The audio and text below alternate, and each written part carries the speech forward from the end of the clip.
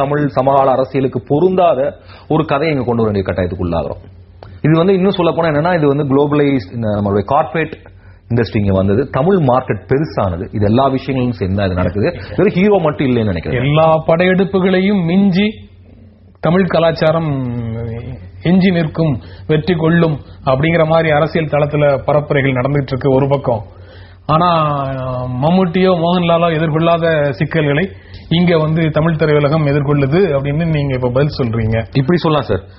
மம்முட்டியும் மோகன்லாலும் இந்த சிக்கல் எதிர்கொள்ள, அவங்களுடைய மிகப்பெரிய சிக்கல் விஜய் தான். ஏன்னா இன்னைக்கு கேரளா மார்க்கெட்டை துவம்சம் பண்ணிருக்கிறது தமிழ் படங்கள் தான். இன்னைக்கு ஒரு விஜய் சார் படத்தினுடைய ஓப்பனிங் மம்முட்டி சார் மோகன்லால் சாருக்கும் கேரளா இருக்கானா தெரியல.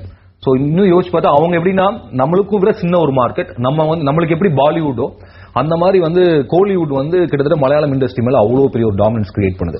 மலையாள படங்கள் சமீபத்துல நீங்க யோசிச்சு பாத்தீங்கன்னா அவங்களுடைய அந்த ஒரு 80s 90s வந்த அந்த ஸ்டைலை விட்டுட்டு கிட்டத்தட்ட தமிழ் தெலுங்கு ஸ்டைலுக்கு மாற ஆரம்பிச்சிருக்காங்க. சோ இது